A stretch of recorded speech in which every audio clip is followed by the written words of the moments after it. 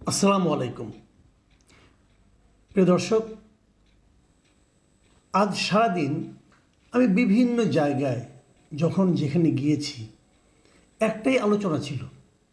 সেটা হলো যে গতকাল মানে 25শে ফেব্রুয়ারি সেনাপ্রধান জেনারেল ওয়াকারুজ্জামান যে বক্তৃতা দিয়েছেন রাওয়া ক্লাবে, সেই বক্তৃতা নিয়ে উনি কেন কি কথা বললেন, কেন এমন কথা বললেন, এ কথার কী ব্যাখ্যা হতে পারে, এই শব্দটার কী ব্যাখ্যা, ওনার এইভাবে বলার কী ব্যাখ্যা, ওনার বডি ল্যাঙ্গুয়েজের কী ব্যাখ্যা, এবং উনি এই সময়ে কেন বললেন, কাদের উপস্থিতিতে বললেন, এই সবগুলি বিষয় নিয়েই কিন্তু আলোচনা হয়েছে।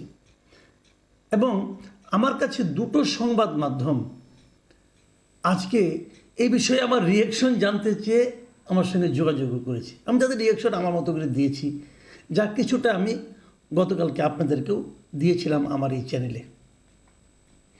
আমার যে রিয়াকশন, আমার যে উপলব্ধি, সেটা যে সত্য এটা কিন্তু আমি গ্যারান্টি দিয়ে বলতে পারি না। আমি যেভাবে ভেবেছি আমি কেবল সেই কথাটাই ব্যাখ্যা করেছি আপনাদের সামনে। আজ আমি ওনার বক্তব্যের একটু পেছনে যেতে চাই।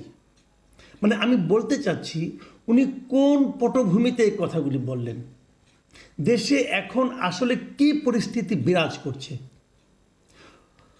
অগাস্টে 5ই আগস্টে শেখ হাসিনার পতনের পর এই দেশের মানুষ এই যে এত রক্ত দিয়ে একটা আন্দোলন করলো, একটা পতন ঘটালো, একটা গণ অভ্যুত্থান করলো। মনে রাখবেন, এটা কিন্তু গণ অভ্যুত্থান, ছাত্র অভ্যুত্থান নয়।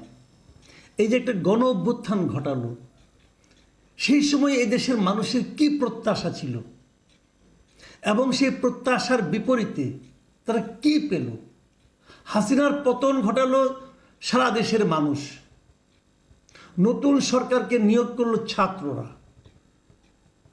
মাথায় রাখবেন, তারা এসে কাদের প্রত্যাশা পূরণ করলো?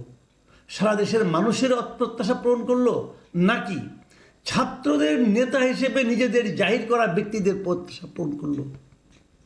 এবং তারপর দেশে আইন শৃঙ্খলার কী পরিস্থিতি নেমে আসলো, দেশে মব কালচার কোথায় যেয়ে ঠেকলো, ট্যাগ কালচার কোথায় যেয়ে ঠেকলো, এই সবই কিন্তু আলোচনার বিষয়। মানুষ কি নিরাপদ?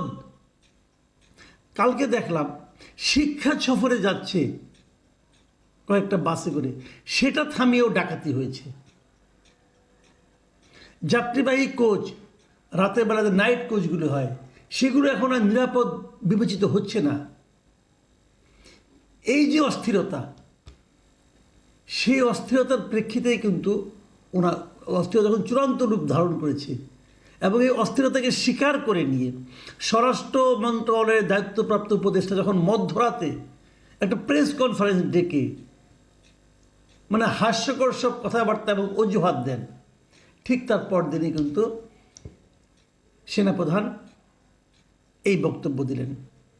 এই বক্তব্য উনি অনেক কড়া কথা বলেছেন, অনেক কথা স্পষ্ট করে বলেছেন। কিন্তু আমি এই আলোচনার আগে আরেকটা কথা বলতে চাই, যে এই আলোচনার পেছনে কি আর কিছু নেই? আপনারা একটু চিন্তা করে দেখেন, ঠিক এই ঘটনার দুদিন আগে মানে 25 তারিখে উনি বক্তৃতাটা দিলেন, 23 তারিখে দেশের একটা 5 তারকা হোটেলে একটা নতুন সংগঠনের আত্মপ্রকাশ ঘটেছে। আমি এই নতুন সংগঠনের আত্মপ্রকাশের যে নিউজটা বেরিয়েছে দৈনিক প্রথম আলোতে, আমি সেই প্রথম আলোর শিরোনামটা আপনাদের পড়ে শোনাই। নতুন গবেষণা প্রতিষ্ঠানের আত্মপ্রকাশ, অনুষ্ঠানে 3 সেনা প্রধান সহ রাজনীতিবিদরা। এই হলো নিউজটা। এবং এই নিউজটার পুরো আয়তন 300 ওয়ার্ডের একটা নিউজ, 300 ওয়ার্ডের একটা রিপোর্ট। সেই 300 ওয়ার্ডের রিপোর্টে আমি আপনাদের কিছু পড়ে শোনাতে চাই, আপনারা একটু শুনুন। সেখানে কি বলা হয়েছে? দেশের নতুন একটি গবেষণাধর্মী প্রতিষ্ঠানের আত্মপ্রকাশ ঘটেছে। Foundation for strategic and development studies নামে নতুন এই প্রতিষ্ঠানটি রাষ্ট্রের সুশাসন, জাতীয় নিরাপত্তা, উন্নয়ন এবং পলিসি কর্মকৌশল নির্ধারণ প্রক্রিয়ায় থিঙ্ক ট্যাঙ্ক হিসাবে গবেষণা কাজ করবে বলে জানানো হয়েছে। প্রতিষ্ঠানটির চেয়ারম্যান মেজর জেনারেল অবসরপ্রাপ্ত ফজলে এলাহি আকবর। ফজলে এলাহি আকবর সম্পর্কে আপনাদের হয়তো কেউ কেউ জানেন, কেউ কেউ জানেন না। উনি খালেদা জিয়া যখন বিএনপি সরকার ছিল, খালেদা জিয়ার সঙ্গে উনি খুবই ঘনিষ্ঠ ছিলেন এবং বিএনপি লাইনের উনি সাবেক সেনা অফিসার হিসেবে ওনাকে সবাই চিনে। তারপরে আর তেমন কিছু নাই, কিন্তু এখানে কি হয়েছে না হয়েছে সেটা নাই। তারপর বলা হলো অনুষ্ঠানে কে কে ছিলেন তার কাহিনী, এবং পুরো নিউজটার মধ্যে 85% স্পেস জুড়ে আছে কে কে ছিলেন। 85 হবে না, 90% জুড়ে হবে। 90% জুড়ে ছিল কে কে ছিলেন। এখানে আর কিছু হয়নি। আলোচনা কে হয়েছে কেউ বলে না, কারো কথা উল্লেখ নেই। আলোচনা কিন্তু করেছেন, সেনাপ্রধান নিজেও বক্তৃতা দিয়েছেন, সেই বক্তৃতাও কিন্তু এই রিপোর্টে আপনি পাবেন না। এখানে এখন দেখেন কে কে ছিলেন, আমি একটু আলোচনা আপনাদেরকে করি এই ব্যাপারটা নিয়ে। অনুষ্ঠানে উপস্থিত ছিলেন সেনাবাহিনী প্রধান ওয়াকরুজ্জামান, বিমান বাহিনী প্রধান এয়ার মার্শাল হাসান মাহমুদ খান, নৌবাহিনীর প্রধান অ্যাডমিরাল মোহাম্মদ নাজমুল আহসান এর উপস্থিত ছিলেন। এছাড়াও ছিলেন সাবেক সেনাপ্রধান জেনারেল আবু বিলাল মোহাম্মদ শফিউল হক, সাবেক সেনাপ্রধান জেনারেল এম নুরুদ্দিন খান এবং অবসরপ্রাপ্ত বেশ কিছু সেনা কর্মকর্তা এরা উপস্থিত ছিলেন, সেনাবাহিনীর লোকজন। আর কে ছিলেন?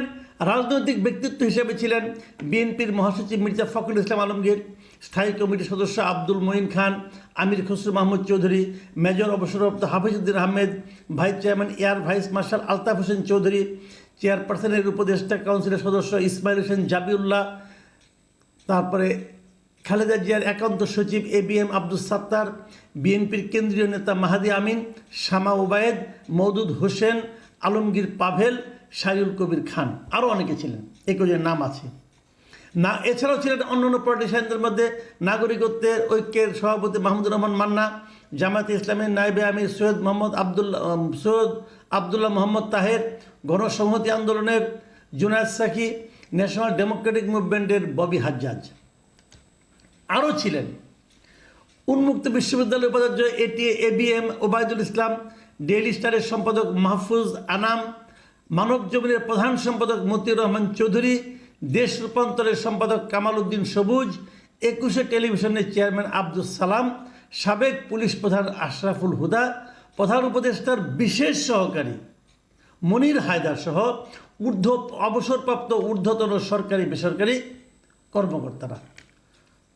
তার সঙ্গে আবার কে ছিলেন? আরও ছিলেন, ওখানে বক্তব্য দিয়েছেন কে কে? বক্তব্য দিয়েছেন major general M Abul Kalam, সেনাপ্রধান ওয়াকরুজ্জামান, অর্থনীতিবিদ অধ্যাপক মাহবুবুল্লাহ, রাষ্ট্রবিজ্ঞানী অধ্যাপক দিলারা চৌধুরী, আইনজ্ঞ অধ্যাপক বুরহানুদ্দিন খান এবং জাহাঙ্গীরনগর বিশ্ববিদ্যালয়ের উপাচার্য অধ্যাপক কামরুল আহসান। বলেন ছিলেন না কে? ছিলেন না কে? সরকারি বেসরকারি কে ছিলেন না? প্রশ্নটা হলো, এই থিঙ্ক ট্যাঙ্ক কারা বানাচ্ছেন, কেন বানাচ্ছেন, এরা কি থিঙ্ক করতেছেন, এই ট্যাঙ্কের থেকে থিঙ্কিংয়ের কতটুকু কি বের হয়েছে যে এই থিঙ্ক ট্যাঙ্কের আলোচনার বসার দুদিনের মধ্যেই ওয়াকরুজ্জামান এত কিছু বলছেন। এবং পরবর্তীতে দুদিনের মাথায় যেটা রাওয়া ক্লাব উনি বলেছেন, ওখানেও কিন্তু এই মেজর জেনারেল নুরুদ্দিন এরা উপস্থিত ছিলেন। তো এখন সব মিলিয়ে কী দাঁড়ালো? আজকে ওনার এই বক্তব্যের পরে, ওনার যে কালকের যে অনুষ্ঠানে উনি বক্তব্য দিয়েছেন, যে বক্তব্য নিয়ে সবাই এখন আলোচনা করছেন, সেই বক্তব্য নিয়ে নানা জনে নানা কথা বলছে, দেশি বিদেশি পত্রপত্রিকা লেখালেখি হচ্ছে। কিন্তু আর্মি চিফ একটা বক্তব্য দিয়েছেন এবং এই বক্তব্য অবশ্যই গুরুত্বপূর্ণ, অবশ্যই ইঙ্গিতপূর্ণ। আমি নিজেও এই বক্তব্য নিয়ে কালকে আলোচনা করেছি এবং আমি পার্সোনালি বলেছি আমি কিন্তু এই বক্তব্যে আনহ্যাপি নই। কারণ আমি মনে করি যে কাউকেও না কাউকে বলা উচিত ছিল, কেউ না কেউ তো বলবে যে যা চলছে তা ঠিক হচ্ছে না, যা চলছে তা ঠিক হচ্ছে না, এই কথা কেউ না কেউ তো বলা উচিত। আমাদের সেনাপ্রধান সেই কাজটা করেছেন। আমরা যেমন অগাস্ট মাসে ভাবছিলাম যে কারো না কারো তো বলা উচিত প্রাইম মিনিস্টারকে, মানে তৎকালীন প্রাইম মিনিস্টারকে, আপনি ঠিক করছেন না এবং আপনি যা করেছেন তার জন্য আপনার অধিকার নেই এই পদে থাকার। আমরা অপেক্ষা করেছিলাম কে বলবে, কে বলবে। সাধারণ মানুষ তো বলছে, কিন্তু ওনাকে বলার মতো, প্রেশার দিয়ে বলার মতো কে ছিল? এই সেনাপ্রধান ছিলেন। আপনারা যে বলবেন আমি সেনাপ্রধানের দালালি করছি, বলতে পারেন ভাই, কিন্তু আমি সমাজের মানুষের যে আকাঙ্ক্ষাটা, আমি সেটার কথা বলছি। আজকে যে দুঃসহ পরিস্থিতির মধ্যে আমরা আছি, কে বলবে? বলছে না কেন কেউ? করছে না কেন কেউ কিছু? হচ্ছেটা কি সারা দেশে? এই পরিস্থিতিতে আমি দেখলাম দেশি বিদেশি, বিশেষ করে ভারতের, পাকিস্তানের এই সংবাদ মাধ্যমগুলো, মিডিয়াগুলো এই সেনাপ্রধানের বক্তব্য নিয়ে নানাভাবে মানে নিউজ করেছে। কেউ এটাকে টুইস্ট করেছে, কেউ এর মধ্যে ইঙ্গিত খুঁজে বেড়াচ্ছে, কেউ এর মধ্যে অন্য কোনো লক্ষ্য খুঁজে বেড়াচ্ছে। আমি কোনো কিছুই খুঁজছি না, আমি কেবল বলতে চাচ্ছি যে এমন বক্তব্যের পর, তারপরও কি আমাদের দায়িত্বপ্রাপ্ত ব্যক্তিদের ঘুম ভাঙবে না? ঘুম কিন্তু ভাঙা উচিত। ওই তারপরেও এই বৃদ্ধ লোকগুলো ঘুমিয়ে থাকেন, তাদের ঘুম ভাঙানোর ব্যবস্থা করা উচিত। প্রিয় দর্শক, এখন এই পর্যন্তই। আল্লাহ হাফিজ।